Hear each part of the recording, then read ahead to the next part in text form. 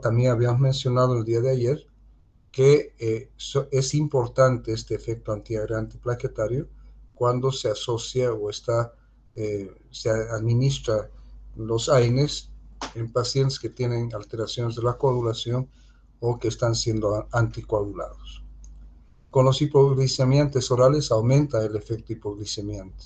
Entonces, todas estas interacciones hacen necesario el monitoreo del efecto de la interacción y alteraciones en la dosis de uno u el otro. Con los beta bloqueantes, con los inhibidores de la enzima convertidora de angiotensina y los diuréticos, reducen el efecto hipotensor. Y esto es una cosa que se debe tomar en cuenta, muy en cuenta, ¿ya? Porque el uso de AINES en pacientes hipertensos que están recibiendo medicación para el tratamiento de la hipertensión, ¿no es cierto?, va a reducir el efecto hipotensor de los antihipertensivos y por lo tanto va a ser necesaria la modificación de la dosis del antihipertensivo. Con los corticoides aumenta el riesgo de hemorragias también. Con el litio, que es utilizado en el trastorno bipolar, puede aumentar el riesgo de toxicidad del litio. Con el metotrexato, que es un fármaco utilizado en trastornos reumáticos como también en neoplasias, disminuye, o sea, reduce la excreción renal del metotrexato. Eso puede dar lugar a acumulación y a efectos tóxicos del mismo. Con la digoxina aumenta los niveles plasmáticos de esta, entonces hay que tener mucho cuidado en pacientes que están siendo o que son digitalizados en relación al aumento de la digoxina plasmática por interacción con los AINES, pudiendo producir también manifestaciones tóxicas de intoxicación por digitálicos. Con los aminoglucósidos aumentan los niveles plasmáticos de estos. Con los antiácidos disminuye la absorción del aire, ¿no? Con la ciclosporina aumentan los niveles plasmáticos de la ciclosporina. Con el alcohol incrementa el riesgo de hemorragia y con las quinolonas hay riesgo de crisis convulsiva. O sea que todas estas interacciones tienen que ser tomadas en cuenta y tienen que ser considerados por el médico tratante cuando vaya a utilizar los AINES y en conjunto con estos otros fármacos, si fuese el caso. Bien, esto es un cuadrito, disculpen que esté en inglés, pero bueno, es válido porque es fácil de entender. Se refiere, aquí en este lado está el fármaco o la droga, y a este lado la vida media más o menos del fármaco, la droga, ¿no? Entonces vemos de que la aspirina tiene una vida media relativamente corta, ¿no?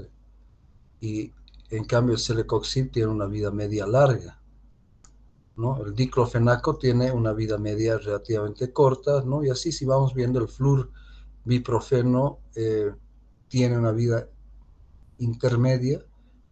El ibuprofeno no es muy larga, por eso que tenemos la necesidad de administrarlo cada 8 o cada 6 horas. La indometacina de 4 a 5, el ketoprofeno de 1.8, el meloxicam, fíjense, al igual que el piroxicam que no está acá, aquí está.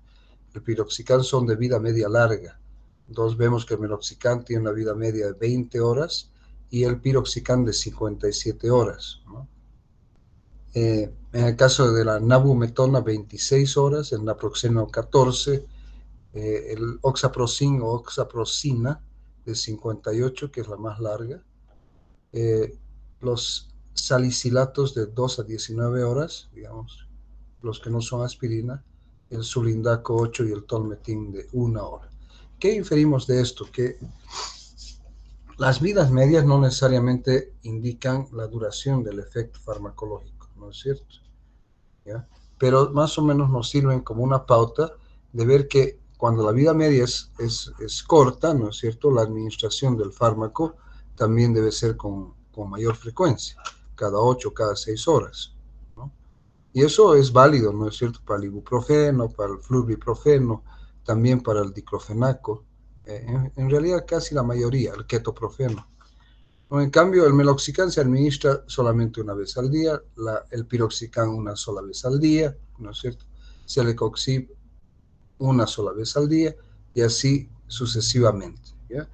Entonces, esto es importante para recordar de que la vida media del fármaco, si bien no representa necesariamente el efecto farmacológico, o sea, la duración del efecto farmacológico, sirve como pauta para la frecuencia de dosificación.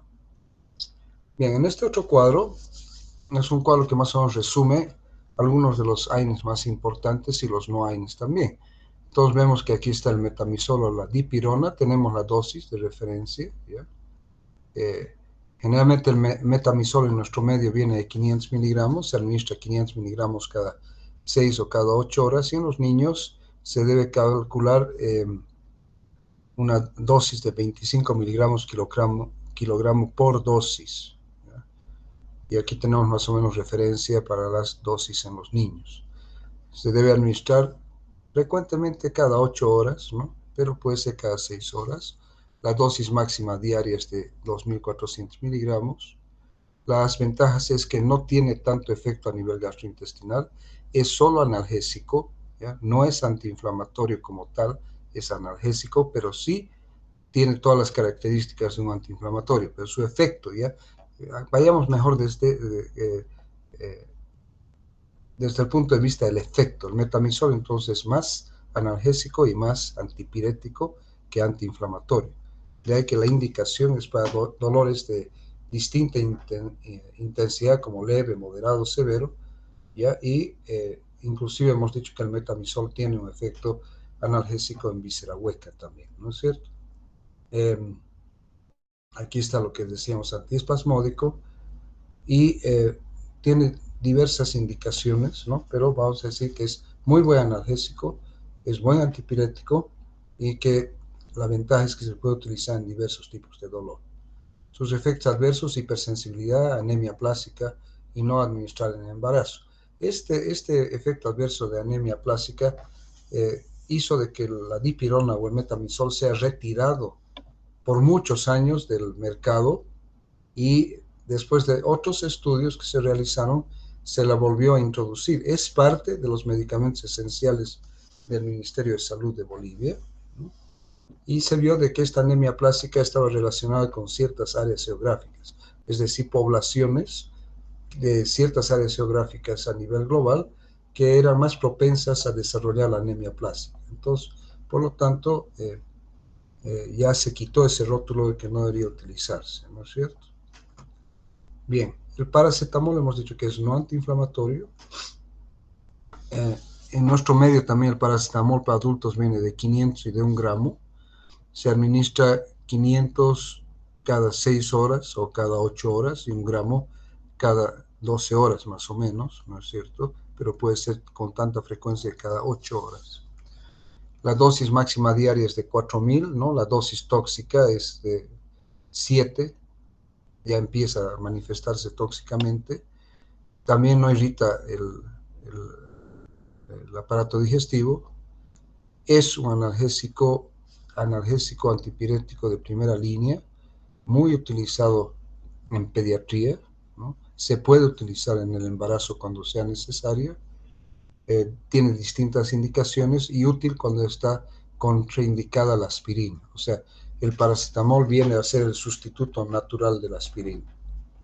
Los efectos adversos: hipersensibilidad, que no es muy frecuente; la hepatotoxicidad, que es la más grave. Una dosis tóxica de paracetamol puede provocar necrosis hepática fulminante y llevar al paciente a la muerte o a la necesidad de un trasplante hepático. También es nefrotóxico, y eso es algo que nadie considera. Dicen el paracetamol es el angelito. No, el paracetamol tiene posibilidad de producir nefrotoxicidad también, ¿ya? Puede provocar otros efectos adversos no tan frecuentes, ¿no? Interacciona con los inductores enzimáticos, por ejemplo, en el caso del etanol. O sea, el etanol de por sí se metaboliza a nivel hepático. Y si usamos paracetamol en pacientes que consumen y utilizan alcohol, la hepatotoxicidad va a aumentar. La aspirina, hemos dicho, es el prototipo de los AINES. Tiene las 4 características: analgésica, antipirética, antiinflamatoria y antiagregante plaquetario. Es el único que se utiliza como antiagregante plaquetario. También habíamos manifestado que sus dosis para sus efectos son diferentes. De ahí que habíamos dicho que la antiagregación plaquetaria se consigue con solamente 80 a 100 miligramos por día como antiagregante plaquetario, y que las dosis aquí habituales en nuestro medio son comprimidos de 500, ¿ya?, que se pueden administrar cada 6 o cada 8 horas, haciendo un total de 2 gramos más o menos para, como dosis analgésica y antipirética. La dosis antiinflamatoria es un poco mayor, de 2 a 3 gramos, ¿no?, para conseguir un efecto antiinflamatorio. Las dosis máximas son de 6 gramos. Dosis por encima de estas puede dar manifestaciones tóxicas que se conocen con el nombre de salicilismo. Bien, es un antitrombótico importante, se utiliza profilácticamente en pacientes que han tenido antecedentes de infarto de miocardio por su efecto antitrombótico, ¿ya? Efectos adversos, uno de los más importantes, la hipersensibilidad, ¿no? El porcentaje de personas hipersensibles al ácido acetilsalicílico es más alto que con los otros AINES, ¿ya? Al no ser selectivo puede provocar, perdón un segundito, voy a contestar esta llamada del hospital, un segundito. Aló, buenas noches, dime. Sí, dime. Ya.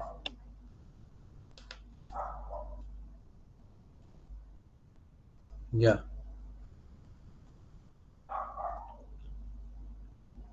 Mm. Ya, pero mándame pues la radiografía para que yo vea. ¿Ya me has mandado? A ver, espera un segundo.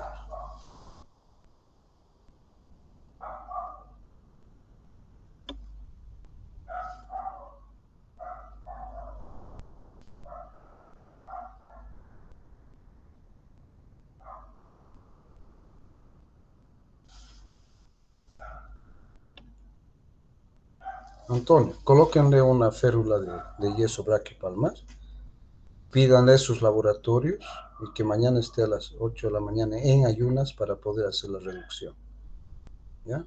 Porque eso hay que, y laboratorios primero, ayuno, para mañana lo vamos a hacer cerrado, ¿ya? Listo, gracias, hasta luego. Bueno, van a disculpar, chicos, ¿ya? Los miércoles estoy de turno yo en el hospital. Bien, entonces seguimos hablando de la aspirina, ¿ya? Al no ser selectiva, entonces aumenta la probabilidad de irritación gastrointestinal. También, igual que los otros AINES, nefrotóxico, hepatotóxico, eh, no utilizar en el embarazo, ¿ya? Tener cuidado al administrarlo en pacientes asmáticos, porque el uso de la aspirina puede desencadenar un cuadro o una crisis asmática, y en niños que tienen un cuadro viral importante establecido, no administrar aspirina a dosis terapéuticas en intervalos de dosificación establecidos durante varios días, porque aumenta el riesgo de que se presente un síndrome que se conoce con el nombre de síndrome de Reye. Este síndrome de Reye se caracteriza por presentar encefalitis, pancreatitis y hepatitis en niños menores de 12 años. Inclusive en algunos estudios dicen hasta los 15 años, pero sí en niños menores de 12 años. De ahí que los antigripales que se utilizan en niños no contienen aspirina, solo contienen paracetamol. Pero es muy buen analgésico, buen antiinflamatorio, eh, buen efecto antipirético y es un antiagregante plaquetario importante. El clonixinato de lisina es la dosis de 125 a 250 una o dos veces al día, con una dosis máxima de 250 miligramos, ¿ya? Diaria, ¿no es cierto?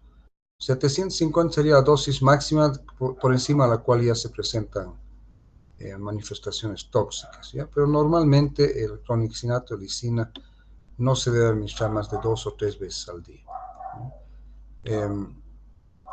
Tiene indicación como muy buen analgésico, muy buen analgésico. Eh, tiene un efecto antiinflamatorio también, pero eh, es un muy buen analgésico, y hay estudios que dicen de que actúa en dolores de víscera hueca, ¿ya? Los efectos adversos son similares a los de todos los AINES, con excepción de que este no produce síndrome de Rey, ¿ya? No produce. Puede producir somnolencia, cefalea sin náuseas. En realidad es muy bien tolerado. Después otro, el mefenámico, aquí en nuestro país no usamos mucho, el piroxicam, ¿ya? La dosis es de 10, ¿ya? Se puede iniciar primero con 40 miligramos y luego con 20 miligramos por día, porque hemos dicho que tiene más de...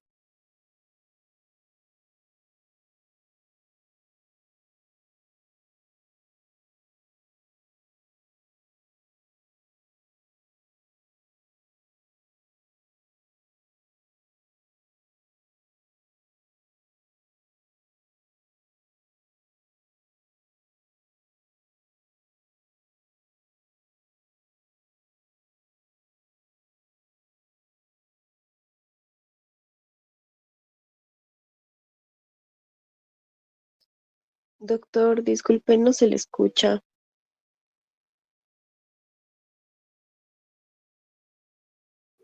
Doctor, su micrófono se ha apagado.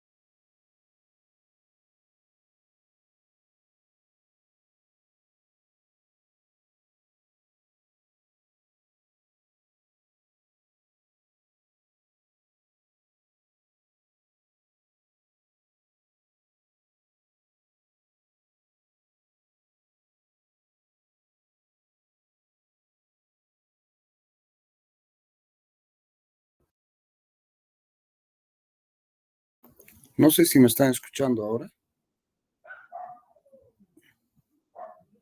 Sí, ahora sí, doctor. Ahora sí, ¿Me están escuchando ahora o no? Sí, doctor. Ya, pero la imagen, quiero ver si siguen viendo la imagen de la presentación. ¿La No tienen sé. viendo? Entonces déjenme un ratito, me voy a desconectar y me vuelvo a conectar. No sé por qué me está pasando esto desde ayer. Ya, un segundito, por favor. Porque si transfiero la imagen aquí a la laptop, entonces de repente no van a avanzar y vamos a tener que ver en modo de no presentación. Entonces, un segundito, por favor.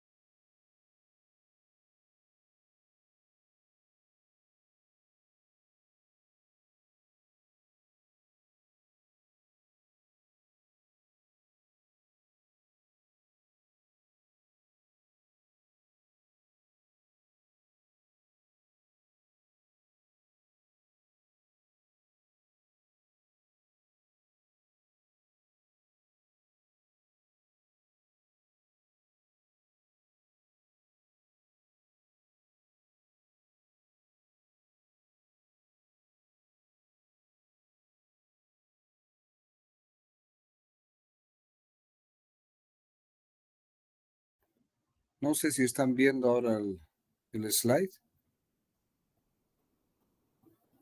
Se ve, doctor.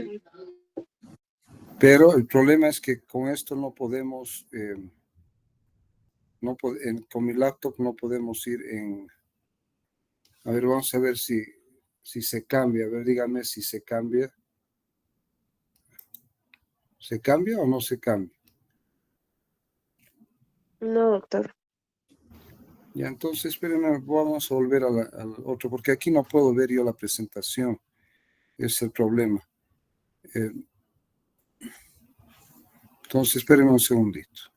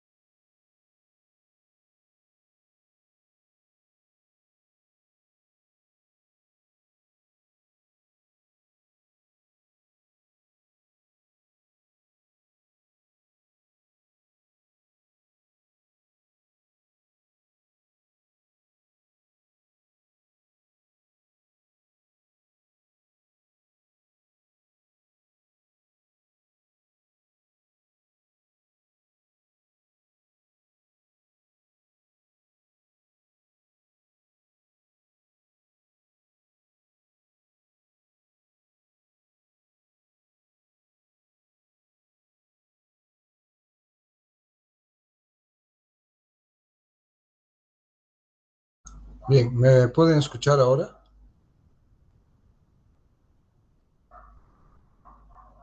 ¿Aló? ¿Me pueden escuchar? Sí, doctor, se le escucha. Ya, el problema Sí, es que doctor. he demorado porque he tenido que reiniciar el, el CPU, ¿no? Entonces, vamos a continuar.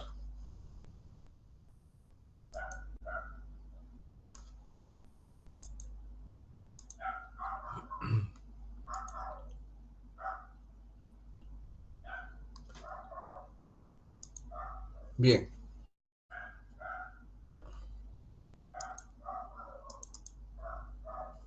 Bien, entonces, se está viendo, ¿no es cierto? Sí, doctor. Chicos, ya, muy bien. No sé dónde me quedé. Creo que estaba hablando del piroxicam cuando se cortó o no. Chicos, Sí, doctor. ya. Entonces el piroxicam, vida media larga, de administración de 1 o 2 veces al día. 2 veces al día cuando es de 10 miligramos y 20 miligramos cuando es una sola vez al día. Se puede iniciar con 40 miligramos. Es más antiinflamatorio, tiene los mismos efectos adversos que todos los AINES y en particular la aspirina. Sin embargo, este no produce síndrome de Rey. El único que puede dar lugar al síndrome de Rey es la aspirina. ¿Ya? Eh, es muy buen antiinflamatorio, tiene muy buen efecto analgésico, ¿ya? Por su efecto antiinflamatorio. El ibuprofeno es otra de las estrellas de los AINES, ¿no es cierto? No es selectivo para COX-2, sin embargo es muy bien tolerado. Y ayer habíamos visto en un cuadro que el ibuprofeno le asignamos el número 1 en relación a los efectos adversos que podía producir y el resto se comparaba en base al ibuprofeno. ¿Ya? La dosis del ibuprofeno es de 10 a 20 miligramos kilo peso día, 10 a 20 miligramos, fraccionado en dosis de cada 8 cada 6 horas. Y en adultos, aquí en nuestro medio, el ibuprofeno viene de 400 y de 600 miligramos, ¿no? Dosis máxima diaria de 2.400. También hay comprimido, perdón, también hay dosificaciones de 600 miligramos cada 6 o cada 8 horas. Pero si ustedes dicen cada 6 horas, entonces nos daría ya a 600 la dosis máxima de 2.400 miligramos, ¿no? Es buen analgésico, buen antipirético, buen antiinflamatorio, poco efecto irritante gastrointestinal en relación a la aspirina. Los efectos adversos son similares a los de todos los AINES, pero al igual que los otros no da lugar al síndrome de Rey. Muy utilizado en pediatría, viene en presentaciones de suspensión, líquidas, en comprimidos y hay una presentación para administración parenteral. La más usada es la vía oral, ¿no es cierto? El diclofenaco es también un antiinflamatorio, analgésico, antipirético, o sea, es mixto, ¿ya? Se administra en el adulto en dosis que van de 50 a 150. 50 a 100 es cuando el 100 se da una sola vez al día, pero vienen en dosis de 50, de 75 y de 100 miligramos. Entonces se puede administrar 50 cada 8 horas, se puede administrar 75 cada 12 horas o se puede administrar 100 miligramos en su fórmula retardada una vez al día. Y la dosis en el niño es de 1 miligramo a 3 miligramos kilo peso dosis. ¿Ya? La frecuencia de dosificación entonces es variable, puede ser cada 8 horas, como puede ser cada 12 horas o como puede ser cada 24 horas. Dosis máxima 200 miligramos diarios, que no se alcanza en realidad, la dosis máxima que se alcanza es de 150. ¿Ya? Buen analgésico, buen antipirético, buen antiinflamatorio, ¿ya? Muy buen analgésico en dolores de distinto tipo, leve, moderado y severo, ¿ya? Tiene cierta selectividad según algunos estudios por la COX-2, aunque no es selectivo para la COX-2. Los efectos adversos son los mismos. Otro que es muy utilizado en nuestro medio es el ketoprofeno. El ketoprofeno se administra en el adulto en dosis también variables, es decir, puedes administrar 50 miligramos cada 8 horas, como puedes administrar 100 miligramos cada 12 horas, o puedes administrar una dosis única de 200 miligramos, ¿ya? Y la dosis es similar a la dosis del ibuprofeno en niños, ¿no? 10 a 20 miligramos. Es muy buen analgésico, ¿ya? Es muy buen antiinflamatorio, muy buen antipirético, ¿ya? Es muy versátil y es bastante utilizado actualmente. Los efectos adversos son los mismos. Entonces, ketoprofeno, diclofenaco, ibuprofeno, ¿no es cierto? Son fármacos mixtos, a los que los vamos a llamar mixtos. Son analgésicos, antipiréticos, antiinflamatorios, a la misma dosis. El ketorolaco es más que su efecto antiinflamatorio, es importante su efecto analgésico. Es muy potente. En algunos estudios dice que su potencia analgésica es similar al de la morfina, ¿ya? Y vienen dosis variables, ¿no? Vienen comprimidos de 10, de 20, de 30 miligramos. Generalmente la dosis máxima que se maneja es de 60, pero puede llegar hasta más de 100 miligramos por día. Se puede administrar por vía oral, por vía sublingual, y se puede administrar por vía parenteral, por vía endovenosa. ¿Ya? Muy buen efecto analgésico. Tiene los mismos efectos adversos. No utilizar en pacientes mayores de 60 años por más de 5 días porque produce efectos adversos a nivel cardiovascular. Entonces, en pacientes mayores, no utilizar por más de 5 días, y en general, no se debe administrar más de 5 días porque es más un analgésico, ¿no es cierto? La nimesulida es uno más selectivo para la COX-2. La dosis es de 100 miligramos cada 12 horas o cada 24, con una dosis máxima de 200 a 400 miligramos por día. Es un potente analgésico también, pero también es un excelente antiinflamatorio, ¿ya? Al ser selectivo tiene menores efectos adversos a nivel gastrointestinal, ¿no? Tiene distintas indicaciones y los efectos adversos son similares al resto de los AINES. En este otro cuadro donde están también los fármacos que hemos visto, la diferencia es que aquí hemos aumentado algunos, como es el caso del etoricoxib, ¿ya? Que también es uno muy selectivo para la COX-2. Se administra 60 miligramos cada 24 horas y la dosis máxima es de 120 miligramos por día. Se administra por vía oral, ¿no es cierto? Al ser muy selectivo, no da muchos efectos adversos, pero todos estos coxibs, tanto el celecoxib como el etoricoxib, pues tienen potencialmente riesgo cardiovascular, especialmente en pacientes que tienen o han tenido riesgo cardiovascular previo. De ahí que los otros coxibs, ¿no? Como el paracoxib, el rofecoxib, ya se retiraron y no se los utiliza, ¿no? Es el paracoxib también acá. Entonces aquí en nuestro medio por lo menos tenemos el celecoxib y el etoricoxib. Bien, esos son cuadros entonces, ¿no? Que ustedes van a leerlos. Más o menos en el primer cuadro hemos resumido casi todo, ¿ya? Aquí hay algunas pequeñas variaciones en relación a sus usos, ¿no? Aquí dice la aspirina no en menores de 12 años, pero con cuadros virales establecidos, ¿no es cierto? Bien. Nuevamente otro cuadrito con también las dosis de referencia, ¿no? El paracetamol 10 a 15 miligramos kilogramo dosis cada 6 horas. Esto es por dosis. Este es el cálculo para niños, ¿no es cierto? Y viene en presentaciones líquidas como suspensión, viene como gotas, viene como supositorio y también como comprimidos de distinta. El comprimido para adulto que tenemos aquí en nuestro medio es de 500 y generalmente en niños se administra en forma de suspensión o en gotas, ¿ya?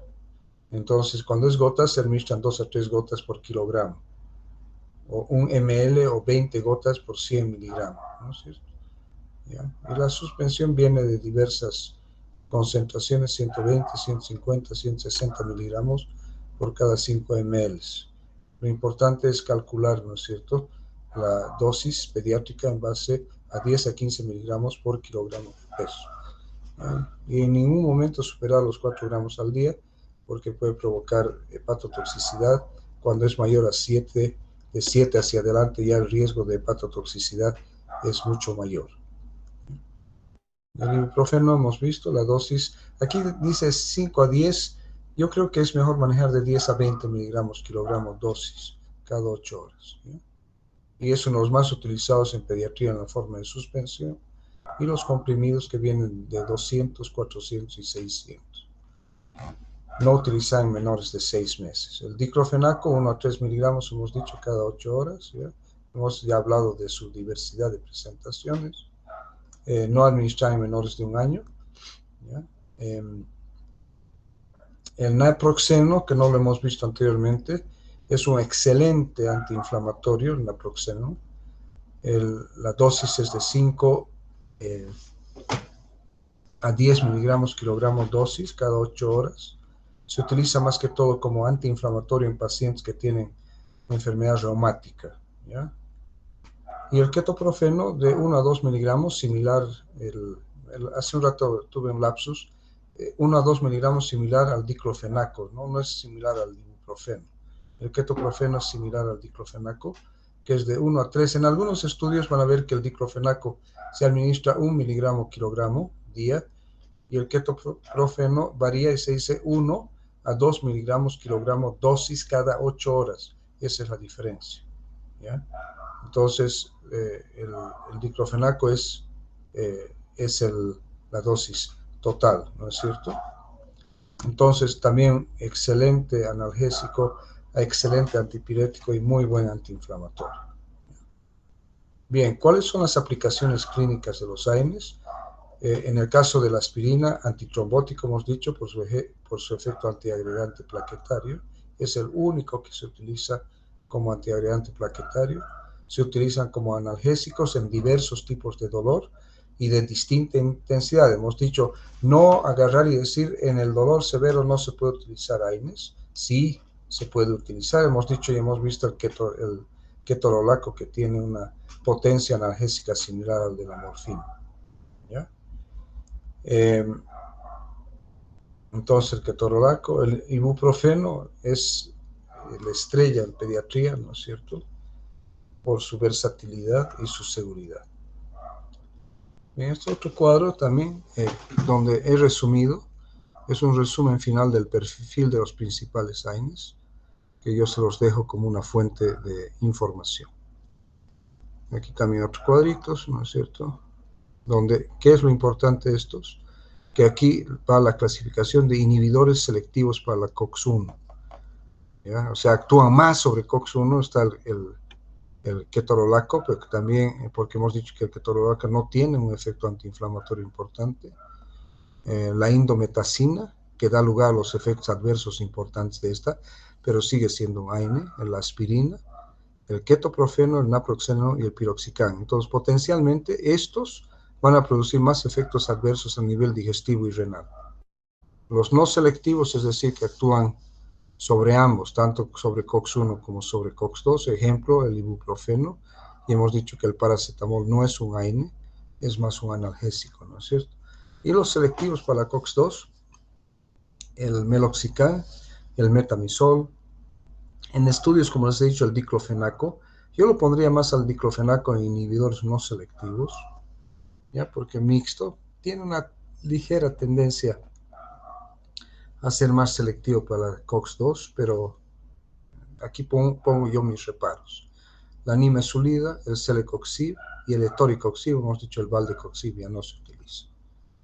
Los efectos adversos a nivel del tubo digestivo, dolor abdominal, náuseas, diarrea, anorexia, úlceras y erosiones gástricas. A nivel de las plaquetas, inhibición de la agregación plaquetaria e incremento del riesgo de hemorragia. Esto para todos los AINES. Y hemos dicho que el único que es inhibidor de la agregación plaquetaria es el ácido acetilsalicílico. A nivel renal producen retención de sal y agua, dan lugar a edema, a deterioro de la función renal, cardíaca o cirrosis, inhiben la eficacia de los fármacos antihipertensivos y de los diuréticos, ¿no? A nivel cardiovascular, pueden provocar cierre del conducto arterioso prematuro cuando se administra en el último trimestre del embarazo, entonces no debería utilizarse. Se puede utilizar, hemos dicho, como alternativa, como analgésico, el paracetamol. A nivel cardiovascular, hay estudios contradictorios en ese sentido, en el que podría producir infarto de miocardio, apoplejía y trombosis en algunos casos. Pero hemos dicho que la aspirina más bien es benéfica en la enfermedad cardiovascular al inhibir la agregación plaquetaria en pacientes con antecedentes de infarto de miocardio. A nivel del sistema nervioso central, hemos dicho cefalea, o sea, la cefalea analgésica que hemos llamado, puede dar lugar a vértigo, en el caso del diclofenaco, por ejemplo, mareos, y en algunos casos, especialmente en pacientes de mayor edad, confusión. En el útero, prolongación de la gestación, inhibición del trabajo de parto. Y la hipersensibilidad, ¿no es el que hemos dicho que es más común con la aspirina y también con el diclofenaco, que puede dar lugar a rinitis vasomotora, edema angioneurótico, en pacientes asmáticos dar crisis asmática, urticaria, rubor, hipotensión y pueden llegar a un estado de choque. Bien, ahora vamos a empezar con los fármacos individuales. Vamos a tener que prolongarnos un poquito, chicos, porque por el problema que he tenido tanto al comenzar como durante la clase, pero vamos a avanzar lo que sea necesario solamente. Entonces, la aspirina es analgésico, antiinflamatorio, antipirético y antiagregante plaquetario. Esas son las 4 características de los AINES en general, y es por eso que la aspirina se constituye en el prototipo de los AINES. Otros usos que se le da a la aspirina, el síndrome de la clase turística, la trombosis venosa profunda. ¿A qué se refiere esto, la clase turística? Viajes prolongados en aviones, donde las filas de asientos, entre fila y fila el espacio es muy chiquitito, son los asientos de la clase turística o turista, y hacen de que el paciente adopte una postura forzada durante el vuelo y pueda dar lugar a éstasis venosa a nivel de las piernas y dar una trombosis venosa profunda. ¿Ya? Entonces, se puede utilizar en estos casos profilácticamente si uno quiere, antes de viajar unos 3 o 4 días, comenzar a tomar una aspirineta. Prevención de accidentes cerebrovasculares en pacientes con riesgo, trasplante de órganos, enfermedad de Alzheimer, retinopatía en diabetes, abortos repetitivos por síndrome antifosfolipídico, neuroprotección en el infarto cerebral justamente por su efecto antiplaquetario, en la angina inestable, ¿no es cierto?, para evitar de que la angina inestable desemboque en un infarto de miocardio, y como profiláctico o prevención del tromboembolismo. Hemos dicho que la aspirina produce un efecto inhibitorio irreversible de la COX, ¿no es cierto?, con dosis, fíjense, repetidas por encima de 30 miligramos por día. Y su efecto antiagregante plaquetario dura de 8 a 12 días, que es el tiempo necesario para el recambio plaquetario. Entonces, es importante la aspirina como antiagregante plaquetario. Y la dosis máxima diaria en adultos y niños mayores de 12 años de 3 a 4 gramos en dosis divididas, ¿ya? No más de eso. Por eso les decía, la aspirina tiene dosis diferentes para su efecto antiagregante plaquetario, para su efecto analgésico antipirético y para su efecto antiinflamatorio. En niños, similar al ibuprofeno, de 15 a 20 miligramos kilogramo dosis, o hasta 40 a 80 miligramos kilogramo día, dividida en 3 o 4 dosis. La aspirineta viene de 80 a 100 miligramos cada comprimidito, ¿sí? En adultos, entonces, analgésico antipirético de 300 a 1000 miligramos en 3 a 4 tomas según el cuadro clínico, pero lo habitual son 500 miligramos. Como antiinflamatorio en adultos, 1000 miligramos cada 6 o 8 horas. Estamos yendo ya de 3 a 4 gramos, que es la dosis máxima que hemos dicho. En procesos reumáticos agudos se puede dar hasta 4 gramos al día. Y como antiagregante plaquetario, lo habitual es de 80 a 100 miligramos por día, pero se puede llegar a 300 miligramos por día sin que esto implique una mejoría o una potenciación de su efecto antiagregante plaquetario. Con una dosis bajita de 80 a 100 se consigue este efecto. Efectos adversos hemos dicho que los más comunes se aplican como a todos los AINES. En primer lugar, digestivos. En segundo lugar, renales. En tercer lugar, hipersensibilidad. En cuarto lugar, cardiovasculares, ¿no es cierto? Y otros. Entonces, los efectos gastrointestinales adversos, 2 a 10% a dosis normales, aumenta 10 a 30% a dosis mayores a 3,6 gramos por día y de 30 a 90% en pacientes con gastritis o duodenitis previas, ¿ya? Porque hemos dicho que la aspirina no es selectiva, tiene cierta selectividad, hemos dicho, por la COX-1, que es la citoprotectora. Además puede presentarse dispepsia, pirosis, náusea, vómito, úlcera gástrica, gastritis erosiva y hemorragia gástrica. A nivel del sistema nervioso central, fundamentalmente a dosis tóxicas, hipernea intensa, hipertermia, o sea, va a dar lugar a una hipertermia, una fiebre por aspirina a dosis elevadas, confusión, mareo y convulsiones. A esto lo vamos a denominar o es parte del síndrome que se conoce con el nombre de salicilismo. Pueden haber alteraciones hematológicas, la hepatitis analgésica asintomática de tipo reversible, ¿no es cierto?, con elevación de transaminasas. Puede provocarse elevación del ácido úrico a dosis bajas, pero tiene un efecto úrico-súrico, es decir, de eliminación del ácido úrico a dosis altas. Hipersensibilidad es más frecuente con la aspirina que con nosotros. El síndrome de Rey, hemos dicho, en niños con procesos virales establecidos menores de 12 años, hipoacusia y tinnitus, que desaparece 3 a 4 días después de la suspensión de la aspirina, puede dar lugar, al igual que todos los AINES, a un cierre prematuro del conducto arterioso cuando utilizado durante el embarazo, retención de cloruro de sodio y agua y disminución de la función renal en pacientes con nefropatía previa, con pacientes con insuficiencia cardíaca congestiva o hipovolemia, y puede provocar una alcalosis respiratoria primaria y acidosis renal compensatoria. Esto ocurre muchas veces a dosis altas, a dosis elevadas.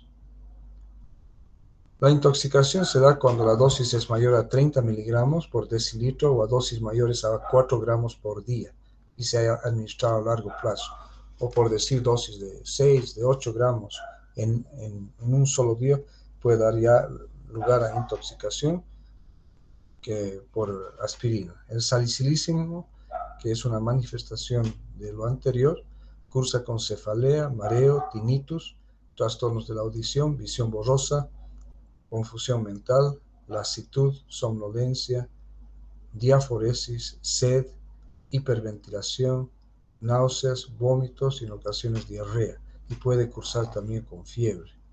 Tratamiento: provocar el vómito, lavado gástrico, administración de carbón activado. Aquí es importante un elemento farmacocinético, que es la alcalinización de la orina con bicarbonato de sodio administrado al paciente, de modo que la aspirina se torne más hidrosoluble a nivel renal y se facilite su eliminación, ¿ya?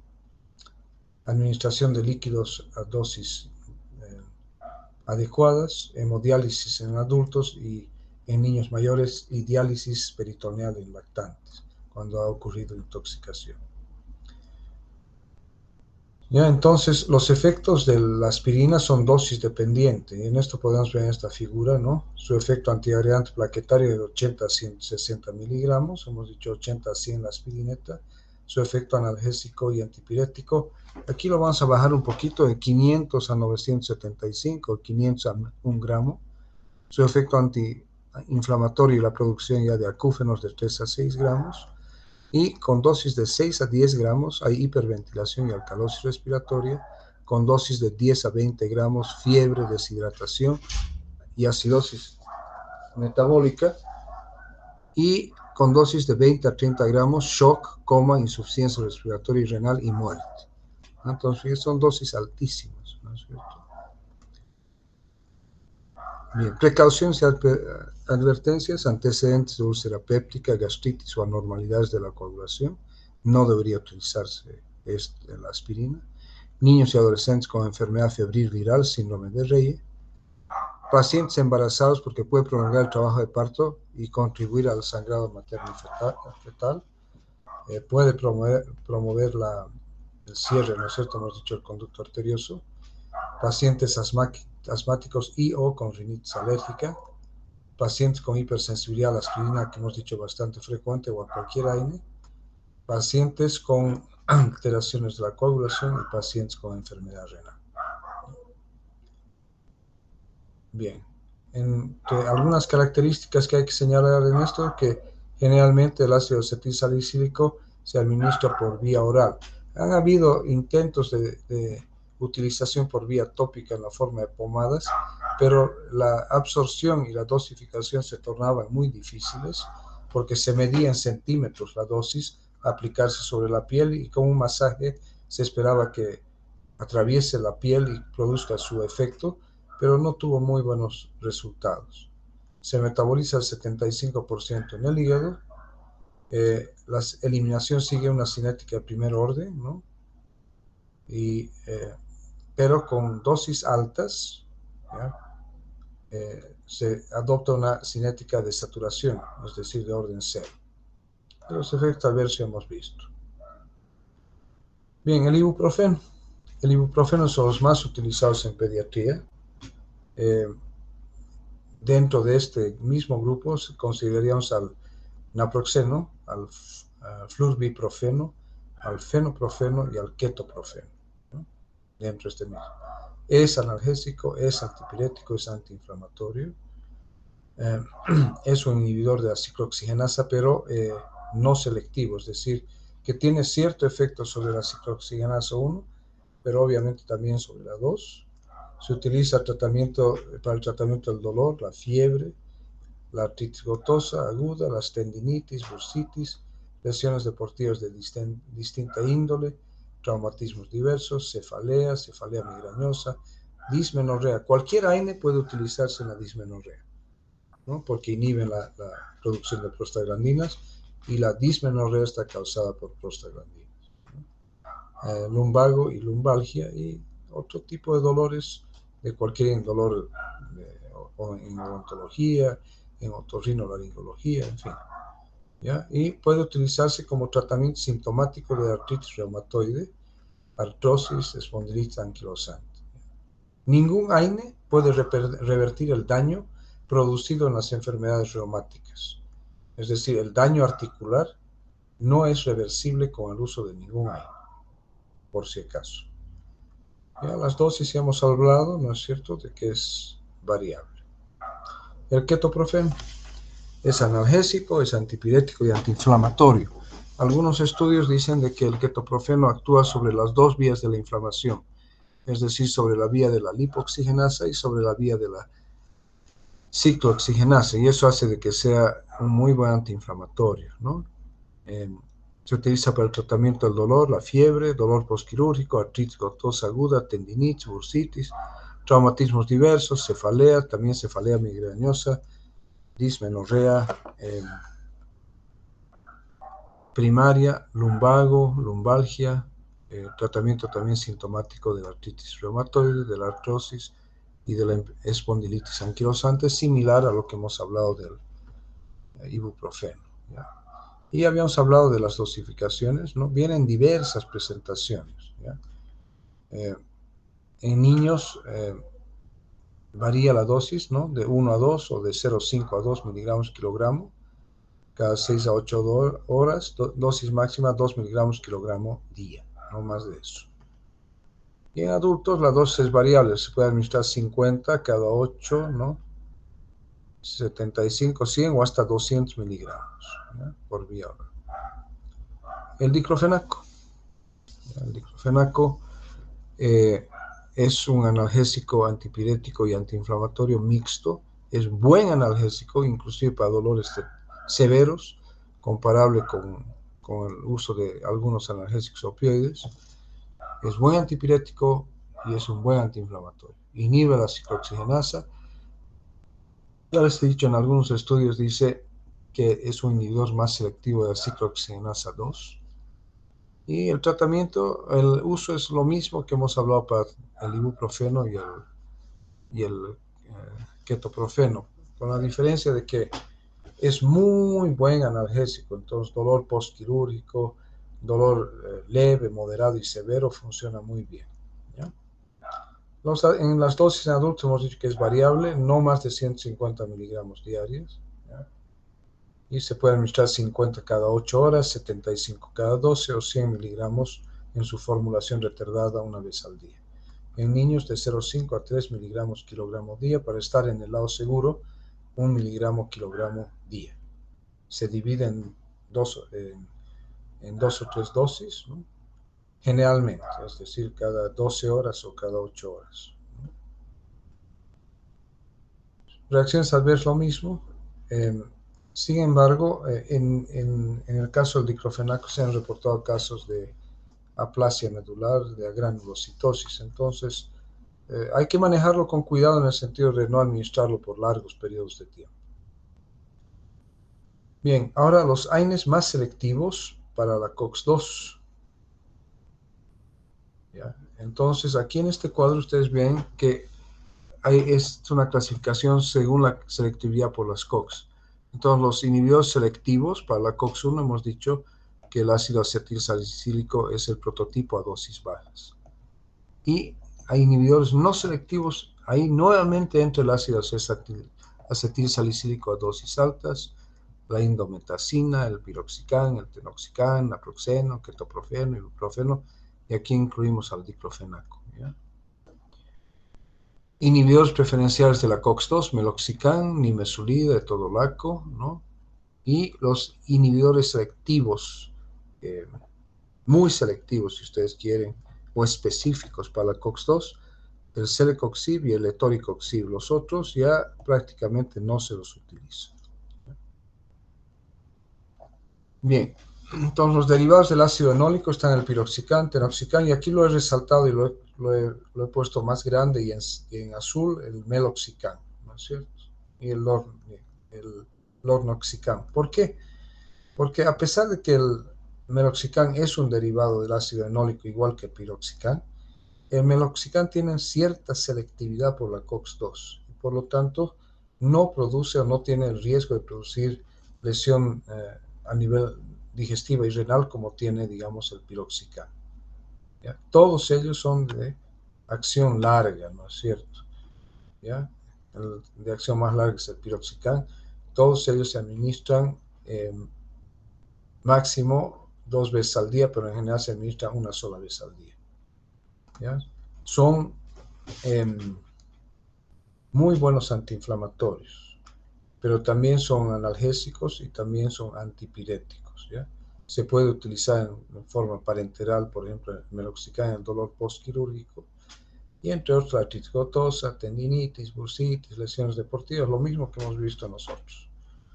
Y también tratamiento sintomático de artritis reumatoide, ¿ya? Cuando hay un cuadro de inflamatorio que cursa con dolor, ¿no es cierto?, con limitación funcional del aparato locomotor, a mí me gusta usar el meloxicam. Me gusta usar una dosis generalmente de 15 miligramos por día, ¿ya? Y funciona muy bien. Entonces, es más selectivo para COX-2, ¿no? ¿Ya? Analgésico, antipirético y antiinflamatorio, indicado en diversos tipos de dolores. Es muy eficaz como analgésico y antiinflamatorio. Tiene muy pocos efectos adversos al tener esa mayor selectividad por la COX-2. Y lo importante es de que en pacientes con procesos articulares a nivel de la membrana sinovial, por ejemplo en rodilla o en cadera, se acumula en el líquido sinovial y eso hace de que actúe directamente en el lugar de la inflamación. Es muy bueno en este caso de dolores articulares como coxalgias o gonalgias, dolor de rodilla, dolor de cadera. La dosis máxima 15 miligramos al día, una sola vez al día, pero se puede utilizar también 7.5 miligramos por día. La nabumetón es un profármaco, ¿ya? Es un profármaco que es convertido en el hígado en varios metabolitos, entre ellos el ácido 6-metoxi-2-naftilacético, que es un potente inhibidor de las ciclooxigenasas. Entonces, la nabumetona profármaco se convierte en el ácido 6-metoxi-2-naftilacético Naftilacético, que es un potente inhibidor de las ciclooxigenasas, fundamentalmente de la COX-2, de ahí que se dice que la nabumetona es más selectivo para COX-2. Tiene muy buen efecto analgésico. Fíjense que parece que su efecto analgésico es más potente inclusive que del diclofenaco, del naproxeno o el piroxicano. Entonces, muy buen efecto. Pero también es un antiinflamatorio importante. Y es un antipirético con un efecto similar al de la aspirina. Las dosis de 1 a 2 gramos por día vienen en tabletas de 500 y de 750 miligramos. Otros más selectivos para la COX-2 es la nimesulida. No se utiliza en pediatría. Es un buen analgésico, buen antiinflamatorio, ¿ya? Y su actividad antipirética también es importante, comparable a la dipirona o el metamizol. ¿Ya? Este se administra 100 cada 12 horas o 100 por día o máximo 200 miligramos por día. Esto entonces estamos viendo aquí los más selectivos, ¿no es cierto? Y los muy selectivos, ¿no? Aquí ya he mantenido solamente estos dos, que son el celecoxib y el etoricoxib, ¿no? Entonces, producen una inhibición selectiva de la COX-2 a dosis terapéuticas. Entonces evitan relativamente los efectos secundarios más frecuentes a nivel gastrointestinal, renal y problemas hemorrágicos, porque no tienen un efecto antiagregante plaquetario, ¿ya? Al no inhibir a la COX-1. Por lo tanto, son buenos antiinflamatorios, ¿no? Buenos antiinflamatorios, buen efecto analgésico, ¿ya? Y no tienen efectos adversos a nivel digestivo, ¿ya? Pero eso es relativo, porque puede haber. Y no posee un efecto úrico-súrico como tiene el aspirina. La dosis del celecoxib, 200 miligramos por día o 100 miligramos 2 veces al día. ¿Ya? Y aquí hay una cosa que yo he subrayado y he resaltado, es que la mínima dosis efectiva se debe individualizar para cada paciente. Al igual que en todo, ¿no? Si nosotros hablamos, el tratamiento del dolor, habíamos visto el día de ayer, debe ser individualizado, ¿no es cierto? Para cada paciente. Y aquí también es válido. El etoricoxib son 30 a 60 miligramos 2 veces al día, la dosis. Bien, se retiraron del mercado, les dije, valdecoxib, parecoxib, rofecoxib, por sus efectos adversos a nivel cardiovascular. Bien, ¿cuáles son los efectos adversos más frecuentes? Exantema, puede haber exantema, dolor abdominal, diarrea, dispepsia, flatulencia, osteitis alveolar en los dientes, mareo, insomnio, faringitis, rinitis, sinusitis e infecciones, o sea, facilitan la infección del tracto respiratorio superior y edemas. Esos son los más frecuentes. Y los menos frecuentes, efectos adversos severos, como cardiovasculares con infarto agudo del miocardio, eso es lo que veíamos en uno de los cuadros, ¿no es cierto? Síndrome de Stevens-Johnson, necrólisis epidérmica tóxica, eritema multiforme, dermatitis exfoliativa, así como anafilaxia y angioedema. Por eso de que si bien tienen menos efectos adversos a nivel digestivo y renal, tienen otros efectos adversos, fíjense, ¿ya? Y presentan hipersensibilidad cruzada con otros AINES. Entonces, estos son buenos antiinflamatorios con un buen efecto analgésico, pero también no están desprovistos de efectos adversos, ¿no? Bien, entonces, si bien estos AINES selectivos para COX-2 se desarrollaron para mejorar la seguridad gastrointestinal, ¿ya? Estudios revelaron incremento en la incidencia de infarto de miocardio, de apoplejía y trombosis. De ahí que eso tal vez es una limitante en el uso de estos fármacos, ¿ya? Son buenos, ¿ya? Se utilizan bastante. Obviamente que su uso está promocionado por los laboratorios, ¿no? Constantemente te están visitando de distintos laboratorios con celecoxib o etoricoxib. Ahí tú tienes que actuar como médico, es decir, la medicina basada en evidencias, ¿no? Estos fundamentalmente tienen más riesgo cardiovascular que los otros, ¿ya?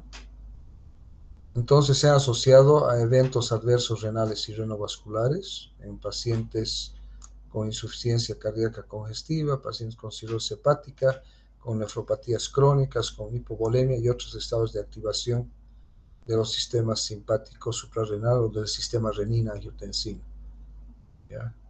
Y aquí, en relación al uso, la formación de prostaglandinas es crucial cuando se van a utilizar estos. Los AINES se asocian con pérdida de la inhibición inducida por prostaglandinas, de la reabsorción de cloro y la acción de la hormona antidiurética, lo que ocasiona retención de sal y agua, y los estudios epidemiológicos sugieren que ocurren más a menudo complicaciones hipertensivas en pacientes tratados con COX-IBS que con otros AINES. Eso hay que tomar mucho en cuenta. ¿Ya? Una alternativa a esto, si bien no son completamente selectivos para COX-2, es el meloxicam, ¿no? El meloxicam tiene las mismas características en relación a sus efectos, pero con menores efectos adversos, ¿no?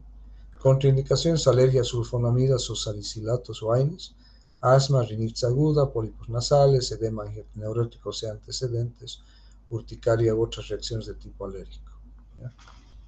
Con uso con AINES, úlcera péptica activa o hemorragia gastrointestinal o la enfermedad inflamatoria intestinal. Insuficiencia cardíaca grave por la posible retención de líquidos y edemas y un agravamiento del cuadro de insuficiencia cardíaca.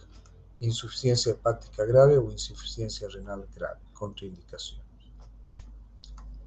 Bien, ya vamos terminando. Vamos a ver ahora el paracetamol o acetaminofén. Hemos dicho que no es antiinflamatorio, es analgésico, es antipirético. Recordar que un 4% se metaboliza por la citocromo P450 y da lugar a un metabolito intermedio reactivo que se conoce con el nombre de N-acetilbenzoquinona, imina, ¿no? Difícil. Un metabolito intermedio reactivo que es la N-acetilbenzoquinona imina, que a dosis terapéutica se detoxifica rápidamente por el glutatión reducido y se elimina en la orina después de la conjugación con cisteína y con ácido mercaptúrico. ¿Ya? Eso es lo normal, cuando tú administras dosis normales. Entonces, se elimina fácilmente. Pero cuando se excede la dosis terapéutica puede dar lugar a un efecto tóxico fatal con necrosis hepática fulminante. ¿Ya? Entonces, ¿qué dosis se considera como sobredosis el paracetamol?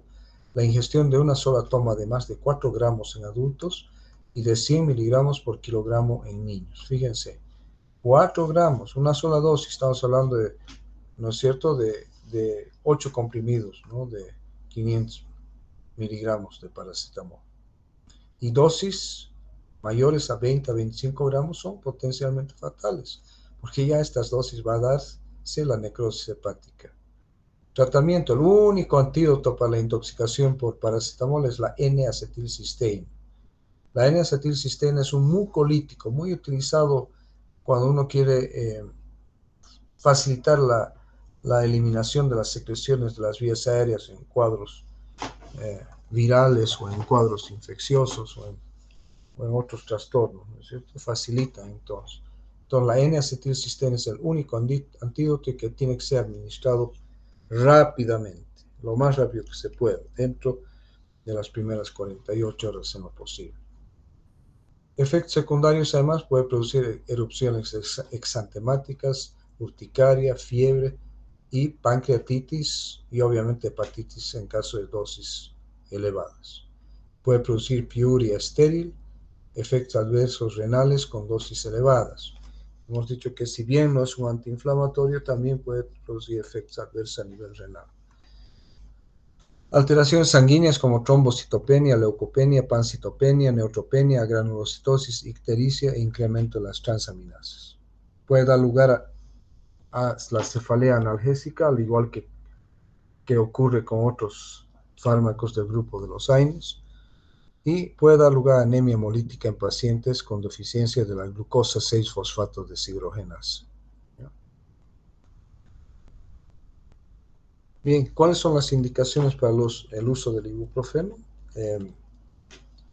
Las indicaciones son tratamiento sintomático del dolor de intensidad leve o moderada. Ya no se utiliza el paracetamol en el dolor severo, ¿no es cierto? Tratamiento sintomático del dolor musculoesquelético, artrosis y artritis reumatoide. Solamente el síntoma dolor, no la inflamación propiamente dicha. Se puede utilizar en cefaleas, en odontalgia y en algunos casos en dismenorrea, aunque en la dismenorrea no debería estar indicado ya que no inhibe a las prostaglandinas, ¿no es cierto? En forma importante. Interrogado, dolor postquirúrgico, pero está en la literatura. Fiebre, sí. Y es el sustituto natural, ya hemos dicho, de la aspirina, ¿no es cierto? Las dosis en niños, hemos dicho, de 10 a 15 miligramos kilogramo dosis cada 6 a 8 horas, con un máximo de 40 a 60 miligramos al día.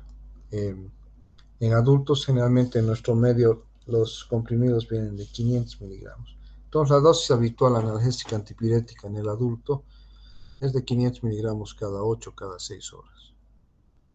Y en los niños se administra generalmente por vía oral, en suspensiones que contienen 100, 200 o 200 miligramos por cada 5 ml.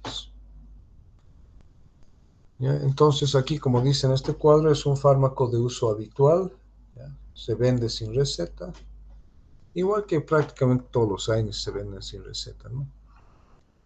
Es analgésico y antipirética potente, pero unos efectos antiinflamatorios más débiles, por lo tanto no lo consideramos como antiinflamatorio, ¿sí? Entonces actúa fundamentalmente a nivel de la COX-3, a nivel del sistema nervioso central, se administra por vía oral, se metaboliza en el hígado, ¿ya? Ya hemos hablado ya de los efectos adversos, ¿ya? La acetilcisteína, ¿no? Es el único antídoto para la intoxicación que verdaderamente funciona por la intoxicación por paracetamol. Se ha mencionado también a la metionina, pero es mucho más efectivo de lejos y es la más utilizada, es la acetilcisteína, y hemos dicho que se debe administrar lo más rápidamente posible. Bien, y para ir terminando ya es el tema de hoy, van a disculpar el atraso, vamos a los AINES con efecto analgésico. Entonces, estos van a ser AINES con más efecto analgésico. Entonces, aquí vamos a tener a la estrella, que es el ketorolaco. El ketorolaco trometamol, ¿ya? Es un analgésico efectivo en el manejo del dolor agudo, usado en el postoperatorio y en dolores de diversa índole y localización. Se utiliza, ojo, por si acaso, muchísimo en pediatría. En el hospital pediátrico, aquí en el Manuel Asensio Villarroel, el complejo hospitalario Vierma, el ketorolaco es un fármaco que se utiliza muchísimo, especialmente en el servicio donde yo trabajo, que es cirugía pediátrica, se utiliza muchísimo como analgésico postquirúrgico, ¿ya? Es claramente superior a los otros AINES en cuanto a su efecto analgésico, ¿ya? Entonces, ketorolaco igual analgésico. Las dosis en niños de 0,5 a 0,75 miligramos kilogramo dosis cada 6 horas, hasta un máximo de 60 miligramos por día, ¿ya? O se puede ya bajar de 0,2 a 0,4 miligramos kilogramo cada 6 horas posteriormente. Inicialmente puedes dar esa dosis, ¿ya? Pero digamos 1 miligramo es una dosis, digamos, manejable por kilogramo dosis, ¿no es cierto? Y en los adultos se puede tomar de 20, 30 o 60 miligramos por toma. Lo importante es que el ketorolaco viene en forma de comprimidos para administración por vía oral, pero también viene en la forma de comprimidos sublinguales, lo que garantiza una biodisponibilidad prácticamente del 100%, con un efecto analgésico potente y rápido, ¿ya? No sobrepasar las dosis de 150 miligramos en el primer día y 120 miligramos en días sucesivos. Y hemos dicho que no se debe administrar de 3 a 5 días, más allá de 3 a 5 días seguidos, especialmente en pacientes mayores a 60 años, porque incrementa el riesgo cardiovascular. El metamizol, sódico o dipirona, ya hemos dicho, casi nada de efecto antiinflamatorio, con mayor efecto analgésico y antipirético. Es parte de los medicamentos esenciales del Ministerio de Salud, al igual que es el ibuprofeno. ¿Ya? Posee una acción analgésica a nivel periférica y central. Tiene, y esto es importante recordar, un efecto analgésico techo. Es decir, que logra un efecto analgésico máximo y aunque uno aumente la dosis, este efecto analgésico máximo no va a aumentar. ¿De acuerdo? Pero es un potente analgésico. Entonces está indicado en dolores de intensidad leve, moderada y severa. Por ejemplo, postquirúrgico, ¿no es cierto? Cefaleas, neuralgias, dolores reumáticos y del periodo postoperatorio o de otro origen. Es muy buen antipirético, especialmente en pacientes en los cuales no se puede utilizar el ácido acetilsalicílico, y por vía intramuscular se indica el tratamiento del dolor de la fibra muscular lisa. Por eso yo decía, tiene efecto sobre víscera hueca, por ejemplo, un cólico renal. ¿Ya? Entonces es muy bueno. La dipirona, que puede venir en sus dos formas, sódica y potásica, muy utilizada en nuestro medio. ¿Ya? Entonces, esta es la forma sódica, ¿no es cierto? Perdón, la forma sódica, ¿ya? En adultos, 500 miligramos, 1 a 3 veces al día. Dosis máxima, fíjense, de 3.5 gramos por día. Se puede administrar por vía parenteral, vía intramuscular o endovenosa lenta, 3 minutos. Y eso es lo que anotamos nosotros cuando hacemos las órdenes hospitalarias para el uso de dipirona. Se indica exactamente esto: administrar por vía endovenosa lenta, y ahí especificamos por lo menos 3 minutos. La dosis en niños de 10 a 20 miligramos kilogramo dosis. En los adultos generalmente es 500 miligramos, dosis máxima diaria de 6 gramos al día. 500 miligramos por dosis, digamos, en el adulto, ¿no? Cada 8, cada 6 horas. Y en niños hemos dicho 10 a 20 miligramos kilogramo, ¿no? Dosis cada 8 o cada 6 horas. Y esto aquí es un mensaje importante que yo estoy resaltando: utilizar por periodos cortos o inconstantemente. ¿A qué me refiero? Si tienes un dolor de cabeza, te tomas un metamisol, o sea, la dipirona, un comprimidito. Se te pasó el dolor y ya no lo vuelves a usar, ¿no es cierto? Entonces, para disminuir el riesgo de aplasia medular, que era lo que más afectó la utilización de la dipirona, entonces se debe utilizar por periodos cortos o inconstantemente, es decir, cuando se necesita. Entonces, efectos adversos del metamisol o dipirona raros: leucopenia, agranulocitosis, ¿no? Interrogados raros. Puede presentarse con una dosis única la granulocitosis, pero esto varía la incidencia según la región geográfica. Eso es, en nuestro país aparentemente no hay este efecto adverso severo a dosis única. Puede provocar anemia plástica y trombocitopenia, esto especialmente cuando se utiliza dosis terapéuticas durante periodos un poco más largos. Puede haber reacciones alérgicas cutáneas, puede producir irritación gástrica a dosis elevadas, digamos 2 gramos por día y un periodo prolongado, es decir, o dar lugar a la reactivación de las úlceras, hemorragia gástrica o perforación de la mucosa, como con cualquier otro AINE. Efectos dermatológicos: necrólisis epidérmica tóxica, síndrome de Stevens-Johnson, coloración rojiza en la orina que cede al ser suspendido el tratamiento. De esto hay que advertirle al paciente, porque el paciente puede pensar que está orinando sangre. Bien, el terapirol, o es la dipirona magnésica. En nuestro medio, el terapirol más conocido es el dioxadol. De repente algunos de ustedes ya ha escuchado o ha utilizado el dioxadol famoso. Es analgésico, antipirético y espasmolítico, ¿de acuerdo? Y hemos cuestionado su efecto antiinflamatorio. Al igual que todos, inhibe la ciclooxigenasa, ¿no es cierto? Tiene un potente efecto analgésico, antipirético y espasmolítico, ¿ya? Tiene un efecto central al estimular la vía descendente e inhibitoria a nivel de la médula espinal y un efecto periférico. Entonces actúa tanto a nivel central como a nivel periférico. Y una cosa importante: eleva el umbral de respuesta al dolor. actuando sobre la vía antihiperalgésica del óxido nítrico y de la guanil ciclasa. Esto es importante, ¿ya? La dipirona. Eleva el umbral, la dipirona magnésica, ¿no? El terapirol. Muy buen analgésico. En nuestro medio, infelizmente, esta dipirona magnésica prácticamente viene solamente con el nombre comercial, que es el dioxadol, ¿no? El dioxadol. Y eso encarece el tratamiento porque el dioxadol es un fármaco caro. Indicaciones entonces del terapirol o dipirona magnésica: fiebre y dolor agudo en niños y en adultos, cefalea, dolor espasmódico, dolor en enfermedades reumáticas, odontalgias, dolor postoperatorio, dolor de origen tumoral, ¿no? Y dolor de origen traumático. O sea, funciona muy bien en distintos tipos de dolor. La dosis es similar a la de la dipirona sódica o el metamizol, similar, ¿no? Viene en comprimidos también de 500 miligramos, en los adultos de 1 a 4 gramos por día, fraccionada cada 6 horas.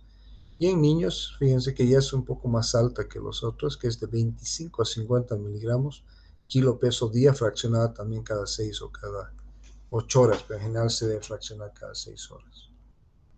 No tiene efectos en las dosis terapéuticas y la única contraindicación que tiene es antecedentes de hipersensibilidad al principio activo. Bien, con esto vamos a terminar. Haremos el clonixinato de lisina y terminamos la clase. Indicaciones del clonixinato de lisina. Perdón un ratito. Sí. Dolor agudo o crónico de etiología diversa, tratamiento de procesos dolorosos de distinta intensidad y localización, dolor somático y dolor visceral, al igual que el terapirol y el clonixinato de lisina. Se distingue por su potencia, por su eficacia y la rapidez de su acción, su buena tolerancia y adecuado margen de seguridad. ¿No? Estos fármacos que estamos viendo ahorita vienen a ser aquellos analgésicos que se deberían utilizar antes de utilizar opioides. ¿Sí? Antes de utilizar opioides. ¿Ya? Se destaca ante el grupo de antiinflamatorios acídicos por su elevada potencia analgésica, insistimos, y su empleo clínico, tratamiento del dolor somático y visceral. ¿De acuerdo? Entonces, el clonixinato de lisina es más analgésico. La vía de administración es oral, ¿ya? 125 miligramos a 250 miligramos, quiere decir 1 a 2 tabletas cada 6 u 8 horas con un máximo de 750 miligramos por día. Ya lo habitual es tomar 125 o 250 cada 12 horas. Lo habitual. Efectos adversos que pueden presentarse: náuseas, vómitos, mareo, euforia, somnolencia, está mal escrito, cistitis y disuria. Generalmente estas son de carácter leve y transitorio y desaparecen con el uso continuo. ¿Ya? Y puede haber reacciones de hipersensibilidad. Y raras, ulceración y sangrado gastrointestinal, agranulocitosis, anemia plástica, anemia hemolítica, leucopenia, trombocitopenia, hepatitis colestática, pancreatitis y daño renal. Muy raras. Pero en general es muy bien tolerado, con pocos efectos adversos, ¿no? Y muy buen efecto analgésico. Bien, con esto habríamos concluido la parte de antiinflamatorios, analgésicos no opioides, ¿no es cierto? Y continuaríamos el día de mañana con ácido úrico y artritis gotosa, ¿ya? Bien, entonces, no sé si hay alguna pregunta, chicos, chicas, si está todo claro. Hemos tenido que correr un poquito.